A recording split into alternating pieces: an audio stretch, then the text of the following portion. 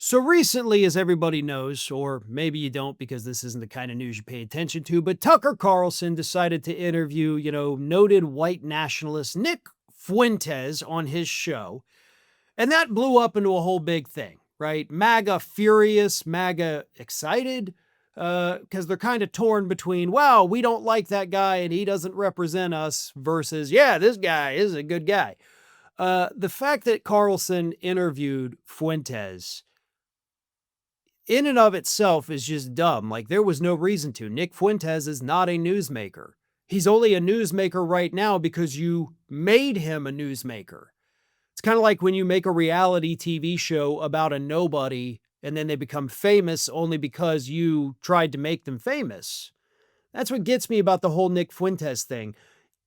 If these people had never been given the time of day, nobody would know who they are, nobody would care who they are, and they would have absolutely no influence. And that is why I don't like when, some of these other, people out there always make a big deal about this, because it's like, you're elevating these people, you're amplifying them. And we have seen plenty of instances of that over the years. Nick Fuentes is a great example. When you elevate them, when you give them a big microphone, you turned them into something they never would have been on their own. You did that. You created this. And Tucker Carlson, of course, just gave Fuentes that big giant bump. Now, he's not the first one to do that with Fuentes. Marjorie Taylor Greene, of course, famously was seen with him at an event a couple years ago. But either way, conservatives, understanding that Fuentes has now risen to this prominence within their own party, have decided to finally take the first step towards recovery, which is admitting they have a problem. And believe it or not, the individual who admitted Republicans have a Nazi problem is none other than Laura Loomer. Here's what Loomer said this week. I'm going to say it. The GOP has a Nazi problem. And glorification of people who go around saying the N-word and calling Jews the K-word and saying Hitler is cool and we should have let him win World War II. If the GOP doesn't address this, then they deserve to lose the midterms. And yes, it will cost us the midterms. Good luck losing in 2026 and 2028. There is zero moral clarity in the GOP right now. We are likely going to lose the midterms over this nihilistic Nazi love fest. I'll be here to say I told you so. Yeah, it doesn't take a genius, Laura, to identify that, hey, we got to stop glorifying Nazis or we're going to lose. Like, anybody can predict that, okay? Nazis, even with the way they are in the Republican Party, still not popular.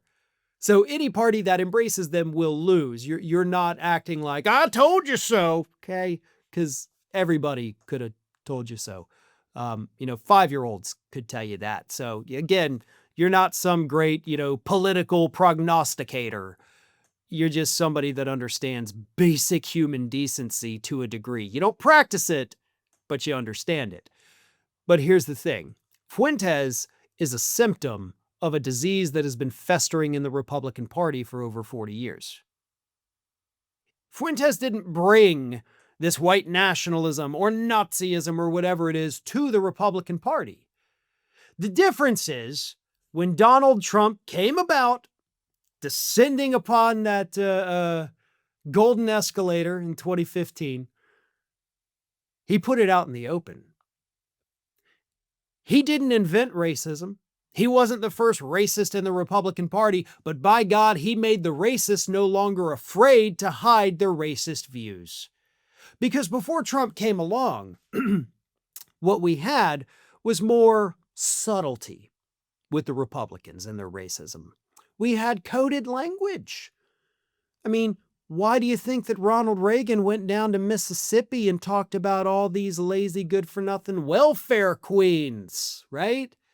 The terminology that he coined. Because he didn't want to say black people. He didn't want to use the N-word, but we all knew what he was talking about. He made it very clear in his own subtle way. And that evolved, of course, into the attack on entitlement programs, right? These lazy, good for nothing, and then they'd say statistics show mostly black people are on the... It was disgusting at the time, sure. But a lot of people didn't recognize it as overt racism, which it was. And of course, after the Bush era, when we had, 9/11 and then all the anti-Muslim sentiment in the Republican Party, they tried to mask it. They tried to be subtle. They didn't do such a good job with it. But then once we got Barack Obama in office, a black man, holy hell, the floodgates began to open. But there was still some subtlety. When Trump came along, started attacking black and brown people all over the world, subtlety went out the window. It became the new normal. It became acceptable. It became something Republicans praised. So the racists came out of hiding. They didn't have to put on their white hoods anymore. They could start a damn podcast now. And they did.